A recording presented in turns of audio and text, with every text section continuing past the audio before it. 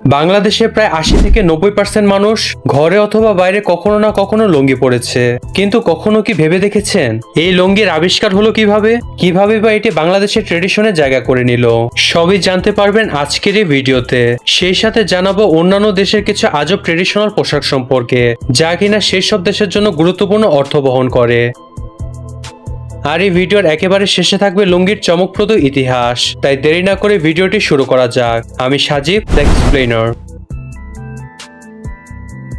লিস্টে প্রথমে আছে জাপানের কিমোনো।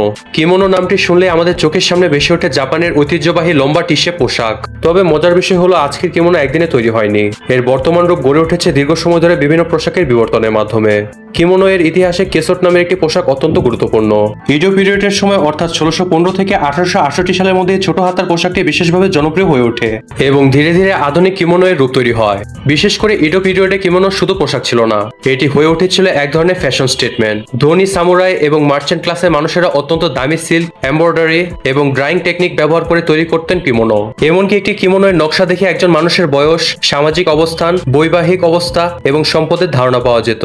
আরেকটা অবাক করা বিষয় হলো তখনকার মানুষ নতুন নতুন কিমোনো ডিজাইন অনুসরণ করতেন অনেকটা আজকের ফ্যাশন ম্যাগাজিনের মতো, এবং সে অনুযায়ী তাদের পছন্দের কিমোনো তৈরি করত।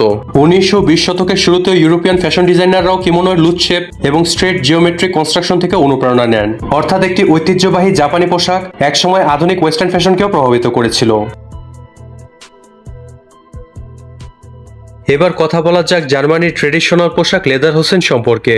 লেদার হোসেন শব্দটির অর্থ খুব সহজ। জার্মান ভাষায় লেদার মানে লেদার এবং হোসেন মানে প্যান্ট, অর্থাৎ লেদার হোসেন মূলত লেদার ট্রাউজার। তবে এর শুরুটা ফ্যাশন দিয়ে হয়নি।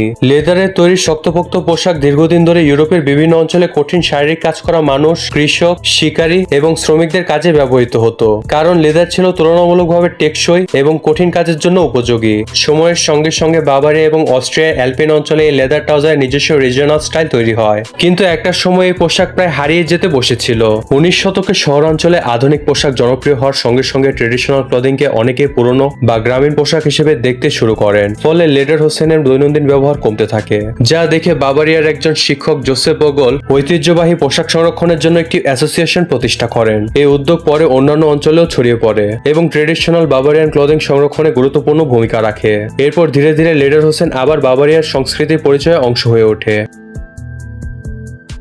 এখন কথা বলা যাক স্কটল্যান্ডের কিল্ট পোশাক নিয়ে। কিল্ট বলতে আমাদের চোখের সামনে ভেসে ওঠে হাঁটু পর্যন্ত একটি ভাঁজ করা কাপড়, সাধারণত যার গায়ে থাকে বিখ্যাত টার্টান প্যাটার্ন। কিন্তু মজার ব্যাপার হলো আজকের আধুনিক কিল্ট কিন্তু শুরু থেকে এমন ছিল না। প্রায় ৪০০ বছর আগে স্কটিশ হাইল্যান্ডের মানুষ একটি বড় আকারের কাপড় শরীরের চারপাশে জড়িয়ে পড়তেন। এটিকে বলা হতো ফাইলেট মোর, যার অর্থ অনেকটা বড় মোড়ানো কাপড়। এই কাপড়টি এতটাই বড় ছিল যে শরীরের নিচের অংশ ঢাকার পাশাপাশি প্রয়োজনে কাঁধের উপরও জড়িয়ে নেওয়া যেত। কোমরের কাছে কাপড়টি ভাঁজ করে একটি বেল্ট দিয়ে আটকে রাখা হতো। ১৬ শতকের শেষ দিকে এই ধরনের পোশাকের ব্যবহার দেখা যায়। পরবর্তীতে বড় পোশাক থেকেই তৈরি হয় ছোট আকারের ফেলিট ব্যাগ, এর অর্থ ছোট র্যাপ। এটি মূলত কোমর থেকে হাঁটু পর্যন্ত করা হতো, আর ধীরে ধীরে এটি আধুনিক কিল্টের দিকে নিয়ে যায়। আর এখানেই চলে আসে টার্টার নামের সেই স্কার্টের সেই বিখ্যাত লাল, সবুজ, নীল বা অন্যান্য রঙের একে অপরকে অতিক্রম করা রেখার প্যাটার্ন। কিন্তু একটা সময় পোশাককে এতটাই সাংস্কৃতিকভাবে শক্তিশালী মনে করা হয়েছিল যে এটি নিষিদ্ধ করার প্রয়োজন পড়েছিল। তবে ১৭৮২ সালে এই নিষেধাজ্ঞা তুলে নেওয়া হয় এবং ধীরে ধীরে এটি স্কটল্যান্ডের অন্যতম পরিচিত প্রতীকে পরিণত হয়। তালিকার ৪র্থ নম্বর স্থানে আছে ভুটানের ঘো। ভুটানে পুরুষদের ঐতিহ্যবাহী পোশাকের নাম ঘো। দেখতে অনেকটা লম্বা রোগ বা জাপানি স্টাইল পোশাকের মতো। এটি পরার পর উপরের অংশটি কোমরের কাছে তুলে এনে ভাঁজ করে নেওয়া হয়, ফলে পোশাকটি শরীরের নিচের অংশে হাঁটু পর্যন্ত একটি স্কার্টের মতো আকৃতি তৈরি করে। কিন্তু ঘো শুধু দেখতে সুন্দর বলে গুরুত্বপূর্ণ নয়, ভুটানের কাছে এটি তাদের জাতীয় সাংস্কৃতিক পরিচয়ের একটি গুরুত্বপূর্ণ অংশ। দেশটির সরকারি শিক্ষা সামগ্রীতেও ঘোকে পুরুষদের ন্যাশনাল ড্রেস হিসেবে উল্লেখ করা হয়েছে। ১৭ শতকে ঐতিহ্যবাহী পোশাক ভুটানের সংস্কৃতি সংরক্ষণে অন্যতম গুরুত্বপূর্ণ অংশ হয়ে ওঠে। আর ঘো শুধু উৎসবের পোশাক নয়, বিভিন্ন সামাজিক, সাংস্কৃতিক ও আনুষ্ঠানিক অনুষ্ঠানে এটি এখনো দেখা যায়। এমনকি ভুটানের বিখ্যাত টেসু ফেস্টিভ্যালে মানুষ তাদের সেরা ঘো এবং কিরা পরে অংশ নেয়। আরেকটা মজার বিষয় হলো ঘো শুধু এক ধরনের কাপড় দিয়ে তৈরি হয় না। ভুটানের বিভিন্ন অঞ্চলে এবং বিভিন্ন ঋতুতে এর কাপড় ও লেয়ারিং এ পরিবর্তন দেখা যায়। কটন কিংবা ওল দুটি ব্যবহার করা হয় এবং ঠান্ডার সময় অতিরিক্ত লেয়ার যোগ করা হয়। আমাদের তালিকার পঞ্চম পোশাকটি হলো ক্যাপট। নামটি শুনে হয়তো অনেকের কাছে এটি পরিচিত মনে নাও হতে পারে, কিন্তু এর ইতিহাস বেশ আকর্ষণীয়। ক্যাপট মূলত একটি লম্বা ঢিলেঢালা ধরনের পোশাক, যা বিশেষ করে উত্তর আমেরিকার কিছু আদিবাসী জনগোষ্ঠীর মধ্যে ব্যবহৃত হতো। এর প্রাথমিক ধারণা ছিল এমন পোশাক তৈরি করা যা একই সঙ্গে শরীরকে ঠান্ডা আবহাওয়া থেকে রক্ষা করবে এবং চলাফেরায় আরাম দেবে।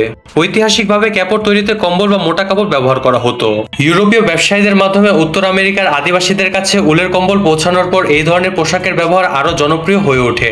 একটি সাধারণ কম্বলকে কেটে সেলাই করে এবং শরীরের সঙ্গে মানানসই করে তৈরি করা হতো ক্যাপট। অনেক সময় মাথা ঢাকার জন্য এতে একটি হুডও যুক্ত করা হতো, ফলে এটি দেখতে অনেকটা লম্বা হুডযুক্ত কোটের মতো হয়ে উঠত। শীত প্রধান অঞ্চলে বসবাসকারী মানুষের জন্য এই পোশাক ছিল বেশ কার্যকর, কারণ মোটা উলের কাপড় শরীরের তাপ ধরে রাখতে সাহায্য করত। আবার এই ঢিলে ঢালা নকশার কারণে ভেতরে অতিরিক্ত পোশাক পরাও সম্ভব ছিল। সময়ের সঙ্গে ক্যাপট শুধু ব্যবসায়িক পোশাক হিসেবে নয়, উত্তর আমেরিকার বিভিন্ন আদিবাসী সম্প্রদায়ের সংস্কৃতি ও ইতিহাসের সঙ্গেও জড়িয়ে যায়। এখন কথা বলবো দক্ষিণ এশিয়ার ঐতিহ্যবাহী পোশাক সারওয়াল সম্পর্কে। সারওয়াল মূলত ঢিলে ঢালা ধরনের ট্রাউজার, যা কোমর থেকে পায়ের দিকে ধীরে ধীরে সরু হয়ে আসে। আরামদায়ক হওয়ার কারণে এটি দীর্ঘ সময় ধরে বিভিন্ন অঞ্চলে মানুষের পোশাকের অংশ হয়ে আছে। সারওয়ালের ইতিহাস দক্ষিণ এশিয়া এবং মধ্য এশিয়ার পোশাক সংস্কৃতির সঙ্গে ঘনিষ্ঠভাবে যুক্ত। বিশেষ করে মুঘল আমলে রাজদরবার ও অভিজাত সমাজে ঢিলে ঢালা ট্রাউজার জাতীয় পোশাকের ব্যবহার ব্যাপকভাবে দেখা যায়। এই ধরনের পোশাকের অন্যতম বৈশিষ্ট্য ছিল এর আরামদায়ক নকশা। শরীরের সঙ্গে একেবারে লেগে না থাকায় গরম আবহাওয়াতে এটি তুলনামূলক আরামদায়ক ছিল। একই সঙ্গে নকশা ছিল বেশ মার্জিত, তাই সাধারণ মানুষ থেকে শুরু করে অভিজাতদের পোশাকেও এর বিভিন্ন রূপ দেখা গেছে। সময়ের সঙ্গে সারওয়ালের নকশায় পরিবর্তন এসেছে। কোথাও এটি আরো ঢিলে ঢালা, আবার কোথাও পায়ের কাছে তুলনামূলক সরু আকারে তৈরি হয়েছে। বিভিন্ন অঞ্চলের নাম ও নকশাতেও কিছু পরিবর্তন দেখা যায়। আজও দক্ষিণ এশিয়ার বিভিন্ন ঐতিহ্যবাহী পোশাকে সারওয়ালের প্রভাব রয়েছে। বিশেষ করে উৎসব, বিয়ে এবং সাংস্কৃতিক অনুষ্ঠানের আধুনিক সংস্করণ বেশ জনপ্রিয়। ভিডিওর এতটুকু যারা চলে এসেছেন তারা একটি লাইক করতে পারেন, সেই সাথে এরকম ভিডিও পেতে চ্যানেলটিকে সাবস্ক্রাইব করতে পারেন। এখন কথা বলা যাক লুঙ্গির ইতিহাস সম্পর্কে। গল্পটা শুরু হয় এমন এক সময় যখন আজকের মতো টি শার্ট প্যান্টের চল ছিল না। দক্ষিণ এশিয়ার প্রচন্ড গরম আর আর্দ্র আবহাওয়ায় মানুষ এমন পোশাক খুঁজছিল যেটা হবে হালকা, আরামদায়ক এবং শরীরে বাতাস চলাচলের সুযোগ সম্ভাবী। আর সেখান থেকে জনপ্রিয় হতে থাকে কোমরে কাপড় জড়িয়ে পড়ার এই পদ্ধতি। ধীরে ধীরে পোশাক ছড়িয়ে পড়ে ভারতীয় উপমহাদেশের বিভিন্ন অঞ্চলে। বিশেষ করে দক্ষিণ ভারত ও বাংলা এটি মানুষের দৈনন্দিন জীবনের অংশ হয়ে ওঠে। কিন্তু লুঙ্গির আসল যাত্রা এখানেই শেষ নয়। সমুদ্রের পথে ব্যবসা বাণিজ্যের সময় ভারতীয় বণিক ও নাবিকদের সঙ্গে এই ধরনের কাপড় পৌঁছে যায় মিয়ানমার, শ্রীলঙ্কা, মালয়েশিয়া এবং ইন্দোনেশিয়ার মতো দেশেও। আর মজার ব্যাপার হলো প্রতিটি অঞ্চলে লুঙ্গি নিজের মতো করে বদলে যায়। কোথাও উজ্জ্বল রং, কোথাও চেক ডিজাইন, আবার কোথাও এটি হয়ে ওঠে ঐতিহ্যবাহী পোশাকের অংশ। বাংলাদেশে এসে লুঙ্গি যেন পেল নিজের একটা আলাদা পরিচয়। কৃষক থেকে শ্রমিক, দোকানদার থেকে সাধারণ মানুষ, আরামের জন্য লুঙ্গি হয়ে উঠলো লাখো মানুষের নিত্যদিনের সঙ্গী। আজ আমরা যে লুঙ্গিকে হয়তো খুব সাধারণ একটা পোশাক হিসেবেই দেখি, কিন্তু এই ছোট্ট কাপড়টার পেছনে রয়েছে শত শত বছরের সংস্কৃতি, বাণিজ্য আর মানুষের জলবায়ুর সঙ্গে মানিয়ে নেওয়ার গল্প। ভিডিওটি আজকে এ পর্যন্তই। দেখা হবে নতুন ভিডিওতে। Good bye.